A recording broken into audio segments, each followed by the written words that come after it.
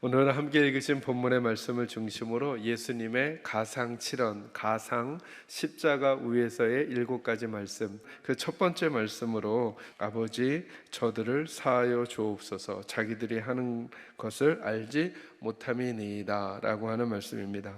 오늘 이 말씀을 가지고 저와 여러분에게 주시는 하나님의 마음 몇 가지를 함께 다루고자 합니다.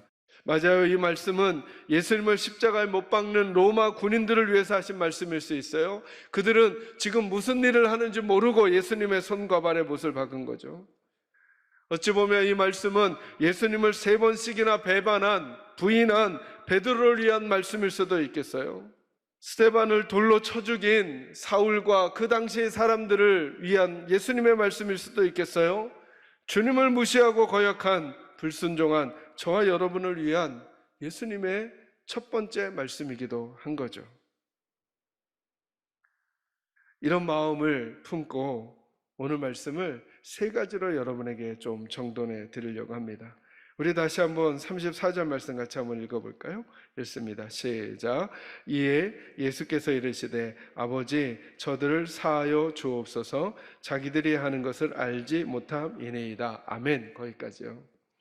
예수님이 첫 번째로 하신 말씀은 이것입니다. 아버지여 저들을 용서해 주시옵소서, 저들이 하는 것을 알지 못합니다 라고 말씀하세요. 오늘 말씀이 예수님의 말씀이 담고 있는 첫 번째 말씀은 이거예요. 예수님께서 하나님을 우리에게 아버지로 알려준다는 사실이에요. 여러분, 주기도문에도 예수님이 기도를 가르쳐 달라는 제자들에게 기도를 알려주시면서 하나님을 아버지로 알려주세요. 사실은 구약 성경에도 찾아보면 한두 군데, 몇 군데 정도는 하나님께서 하나님을 이스라엘 백성의 아버지로 표현하는 것들이 나와요. 그러나 사람 쪽에서 하나님을 아버지로 표현하는 것이 익숙하지 않아요, 이스라엘 백성들에겐. 그리고 성경을 보면 저와 여러분이 이제 한 2군데 정도 성경을 한번 찾아보실 텐데요. 한번 그 내용을 보도록 하겠습니다. 로마서 8장 15절을 한번 찾아보시기 바랍니다. 로마서 8장 15절 같이 읽을까요? 시작. 너희는 다시 무서워하는 종의 영을 받지 아니하고 양자의 영을 받았으므로 우리가 아빠 아버지라고 부르짖느니라. 아멘. 여러분, 예수님께서 우리를 구원하여 주셨기 때문에 우리에게 되어져 버린 하나님께로부터 우리에게 온 은혜를 하나 설명하는데, 바울이 이렇게 설명합니다. 이제부터 너희는 다시는 무서워하는 종의 영을 받지 아니하고 양자의 영을 받았다는 거예요. 그러니까 저희들의 구원을 다양하게 설명하거든요, 성경은. 그 중에 한 방법으로 어떻게 설명하냐 하면, 우리는 이제는 하나님을 두려워하는 종의 영을 가진 자들이 아니라 하나님의 양자의 영을 가졌다, 이렇게 말해요. 양자의 영을 가졌다.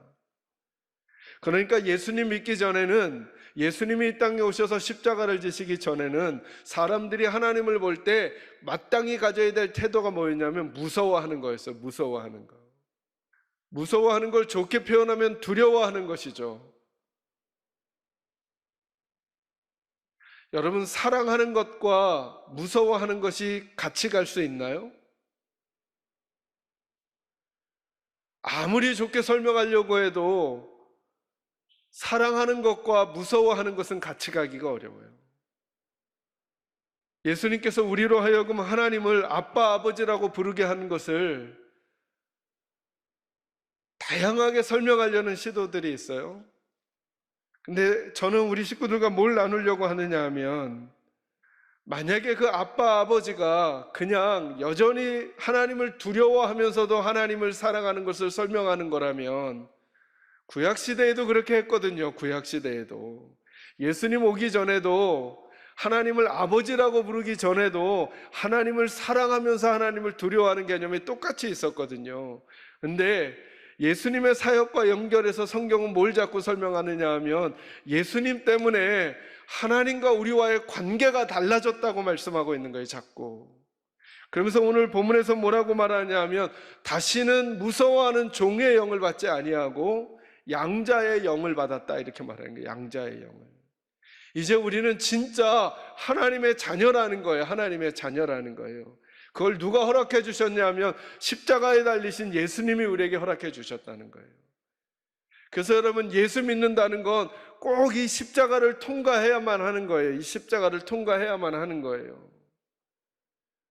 머리로 아는 거, 몸으로 교회를 다니는 게 아니라 십자가가 어떤 의미인지를 알고 그 십자가를 통과해야 됩니다. 우리가 그 십자가를 직접 통과해야만, 그래야만 예수님께서 십자가를 통해서 우리에게 주시는 은혜와 권세와 능력이 우리의 것이 되는 거예요.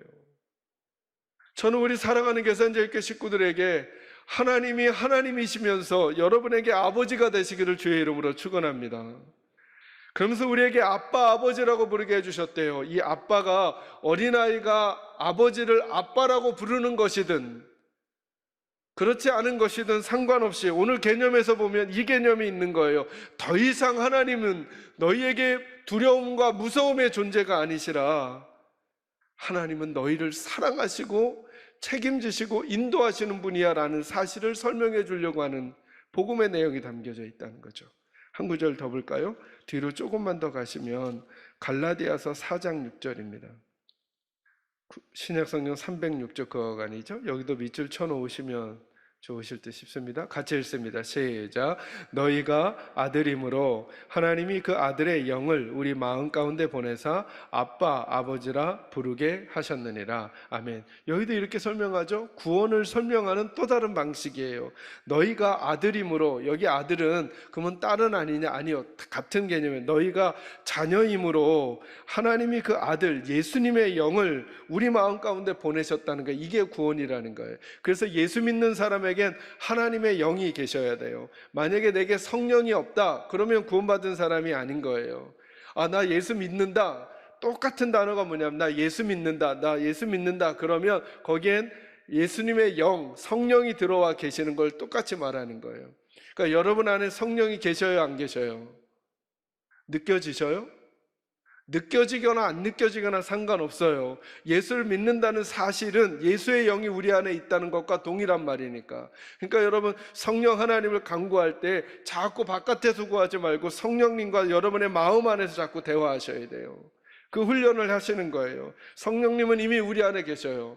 그러니까 여러분은 성령으로 충만하신가요? 아멘 하셔요. 충만하신가요? 아멘이죠. 왜? 성령이 어디 계시니까? 내 안에 계시니까, 내 안에 계시니까. 이제 남은 숙제는 그 성령님에게 내가 더 적극적으로 순종하느냐, 불순종하느냐예요. 그러니까 영적인 싸움은 어디서 일어날까요? 바깥에서, 안에서? 안에서 일어나죠. 내가 성령 하나님께 순종할 것인가, 성령님이 역사하도록 내 마음을 내어드릴 것인가, 내 고집이 나를 붙들고 있을 것인가. 담대하라고 말씀하신 하나님의 말씀을 듣고 성령님께 순종해서 담대할 것인가, 아니면 두려워하는 내 마음을 붙들고 계속 두려움에 있을 것인가. 이 싸움이 여기서 일어나는 것. 여기서 이기면 바깥을 이겨갈 수 있는 거죠. 여기서 지면 바깥에서 지는 거예요. 약간 격가지지만 여러분, 제가 늘 이런 설명을 드리죠. 절대 사단은 예수의 사람들을 이길 수 없다고. 왜 그럴까요? 우리 안에 누가 계시니까? 성령님 계시니까 사단은 예수의 사람을 이기지 못하는 거예요. 그런데 그 성령이 계심에도 불구하고 우리가 영적인 싸움을 마음에서 자꾸 지는 거예요. 아니야, 그래도 난 질지 몰라. 그러면 바깥에서 만약에 사단이 으르렁거리면 겁이 나요? 겁이 안 나요? 겁이 나서 주저앉아 버리는 거예요. 제가 이런 설명 드린 거 기억나셔요? 여러분, 동물원에 갔을 때 사자가 으르렁거리는 게 보기 좋아요? 축 처져 있는 게 보기 좋아요? 동물원에 갔는데 사자와 호랑이가 좀 이렇게 막 걸어다니면서 엉도 하는 게 좋아요? 아니면 애가 거의 거반 돌아가시기 직전인 것처럼 축 처져 있는 게 보기 좋아요? 왜 그렇죠? 그와 우리 사이에 있는 철창이 있으니까 걔가 으르렁거려도 우리가 안전하다는 것을 우리가 확신하고 있잖아요. 이 철창이 예수 그리스도예요.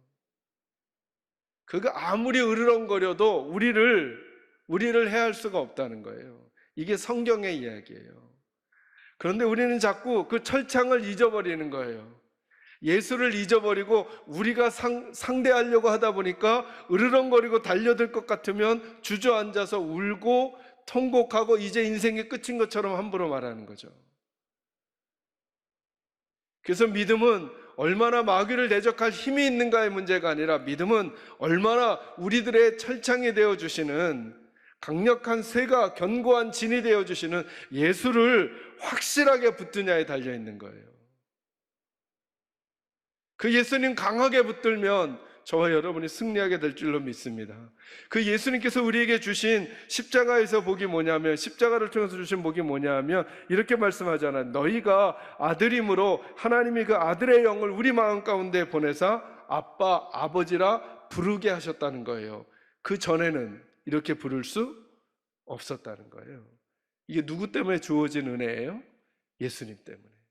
예수님 때문에. 그러니까 사랑하는 성도 여러분, 이제 하나님 앞에 기도할 때마다 꼭 염두에 두세요.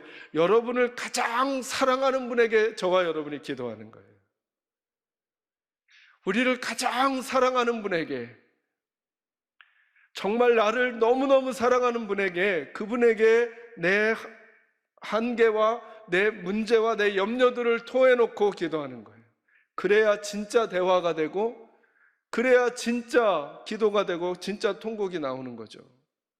여러분이 누군가와 대화를 나눈다고 생각해 보세요. 저 사람은 내가 말해도, 나는 10개를 말하고 10회 정도로 말해도 저 사람은 한두 개 들을까 말까, 한둘 정도밖에 그냥 안 듣고 나머지는 귓등으로 흘리는 사람이야 라고 생각하면 그에게 마음을 다 토해낼 수가 없을 거예요. 근데 그분은 내가 작은 신음을 얘기해도 민감하게 반응해주고 민감하게 리액션해주고 내 마음을 알아주려고 해 라고 하는 분이라고 한다면 우리들은 우리들의 마음을 정말 잘 그에게 보여줄 거예요. 이게 이런 표현이에요. 이제부터 하나님은 우리에게 그러신 분이라는 거예요. 그러니까 많은 말을 하기 전에 이 마음부터 먼저 고치라는 거예요. 하나님은 우리의 아버지시라는 거예요. 저와 여러분에게 아버지가 있다는 사실을 아시고 그 아버지의 아버지 되심을 알려주시는 분이 우리 예수님이라는 거예요. 절대적으로 우리를 보호할 것이며 인도할 것이며 우리를 사랑하실 하나님이시라는 거예요. 저는 저와 여러분에게 그 아버지 하나님을 더더욱 사랑하는 일들이 있기를 주의 이름으로 축원합니다. 두 번째, 이제 본문으로 오셔서 거기에 보면 예수님께서 이렇게 말씀하세요. 이에 예수께서 가라사대 아버지여 저들의 죄를 사하여 주옵소서, 이렇게 말해요. 두 번째 나누려고 하는 것은 뭐냐 하면 우리를 먼저 사랑하시는 예수님의 사랑이에요. 서론에서 설명해 드렸지만 여러분 한번 생각해 보세요. 지금 예수님에게 제자들, 예수님에게 그 수많은 무리들, 예수님에게 심지어 저와 여러분도 사랑스러운 존재일까요? 아니면 꾸중해야 마땅한 존재일까요? 예수님이 잡혀갈 때, 예수님이 재판을 받을 때, 예수님이 조롱을 받을 때 누구 하나 나서서 그 조롱을 대신 받은 자가 없어요. 그렇게 어제까지 종려나무 가지를 꺾어 흔들면서 호산나를 외치던 사람들이 예수님이 심판받고 재판받고 고문당하시고 십자가에 달리셨을 때 그들과 똑같이 예수님을 핍박하는 자리에 있어요. 성경은 그것을 구체적으로 어떻게 표현하냐 하면 침을 뱉고 예수님의 뺨을 때리고 머리통을 치고, 여러분 그걸 한번 상상을 해보세요. 예수님에게 침을 뱉고 뺨을 때리고 머리를 치고 조롱하고 손가락질하고 끼득끼득하고 이상한 눈초리를 보내고 비아냥거리고 그동안 했던 모든 것들을 무시하고, 그리고는 차라리 저 바라바를 살리고 예수를 죽이라고 한 목소리로 외치면서 하는 그들을 용서해야 할까요? 공의의 하나님이라면 그들을 버려야 할까요? 아니, 그런 로마 군병이나 거기에 있었던 사람들 말고 오늘 저와 여러분을 한번 주님 앞에 있는 그대로 보여드리죠. 우리들은 정말 주님께 용서받을 수 있는 존재인가요? 근데 예수님이 첫 번째 하신 기도가 뭐냐 하면 저들을 용서해 달라는 거예요. 죽어가시면서. 이 말은 무슨 얘기예요? 우리 중에 누가 먼저 예수를 사랑하는 사람이 있겠냐는 거예요. 우리 중에 아무도 예수를 먼저 사랑하지 않았어요. 우리 중에 아무도 먼저 예수님을 사랑하지 않았어요. 예수님이 먼저 우리를 사랑하셨다는 사실을 이 기도가 보여주는 거예요. 예수님의 오심이 우리를 먼저 사랑하신 하나님의 사랑을 보여주는 거잖아요. 예수님의 살아가심을 잘 보셔요. 예수님이 먼저 사람들을 찾아가시는 거죠. 예수님의 죽으심이 그랬어요. 예수님에게 죽어달라고 우리가 부탁하는 게 아니라 그 예수님이 먼저 자기의 목숨을 주셔서 우리를 사랑하신 거예요. 성경 한 구절 더 찾습니다. 요한일서 4장 10절 말씀 한번 찾아보겠습니다. 같이 한번 읽을까요? 읽습니다. 시작. 사랑은 여기 있으니 우리가 하나님을 사랑한 것이 아니요 하나님이 우리를 사랑하사 우리 죄를 속하기 위하여 화목제물로 그 아들을 보내셨습니다. 아멘. 우리가 하나님을 사랑한 게 아니라 하나님이 우리를 사랑하셨다는 거예요. 하나님이 우리를 먼저 사랑하신 그 사랑이라는 거예요.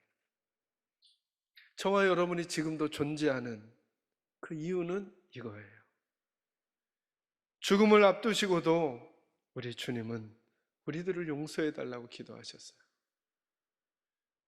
그리고 로마서 8장 34절에 보면 이렇게 말씀하시죠. 누가 정죄하려 죽으실 뿐 아니라 다시 살아나신 이는 그리스도 예수시니 그는 하나님 우편에 계신 자요 우리를 위하여 간구하시는 자신이라.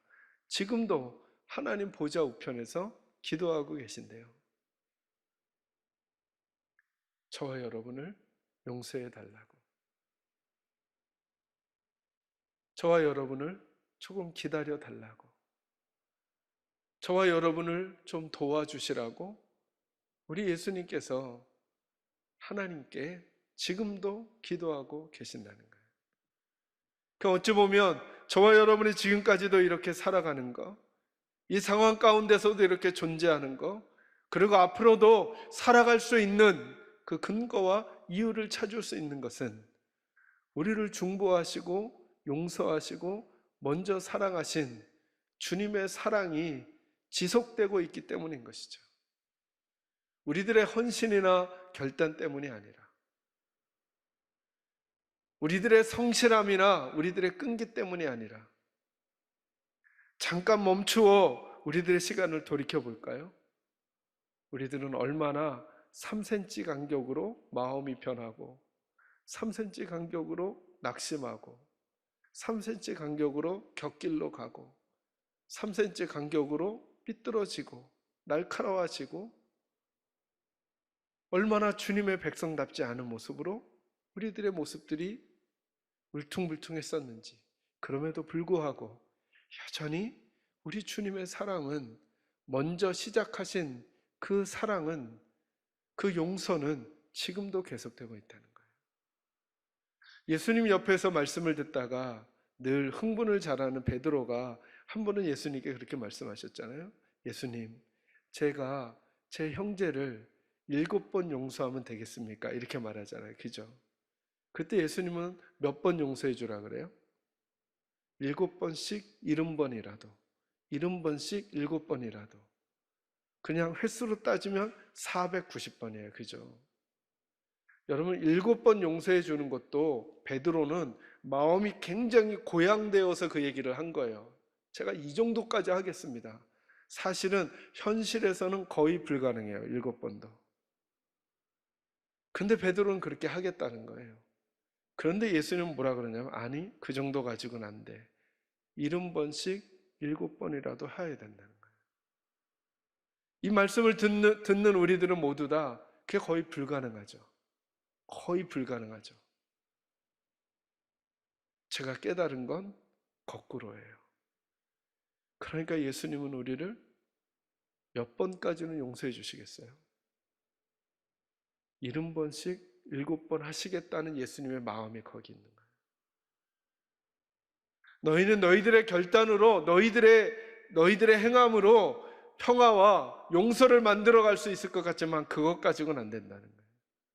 내가 주님께 끝없이 용서받는 존재라는 사실을 시간이 처음 시작되고 그리고 내 인생이 진행되고 앞으로 마무리가 될 때까지 절대 잊지 말아야 된다는 거예요. 우리가 존재하는 그 존재의 이유는 끝없이 우리를 용서해 주시는, 허물을 덮어주시는, 참아주시는, 기다려주시는, 70번씩 7번이라도 계속 용서해 주시는 주님의 용서에 우리들의 존재 근거가 있는 것이지 우리들의 훌륭함에는 없다는 거예요.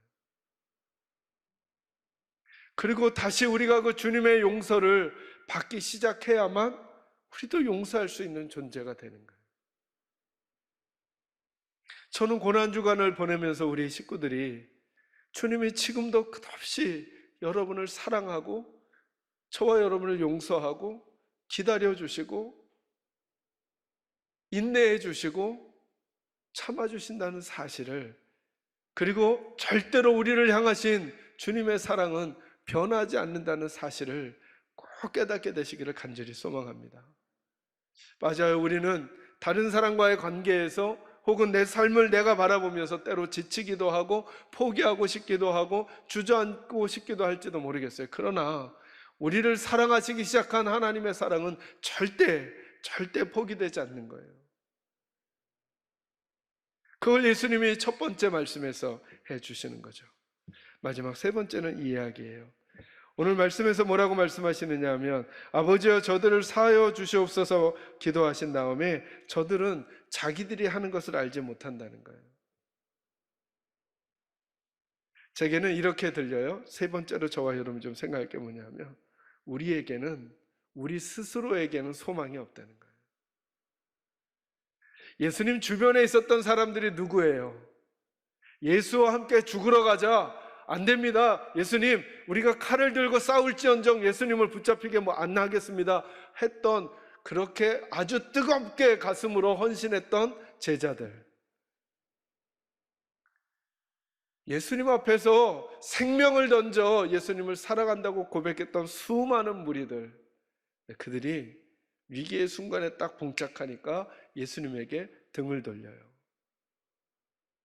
그리고 그 등돌림에 저와 여러분도 예외가 되지 않는다는 사실이죠. 목사님, 저는 예수님에 대해서 등을 돌린 적이 없는데요. 아니요.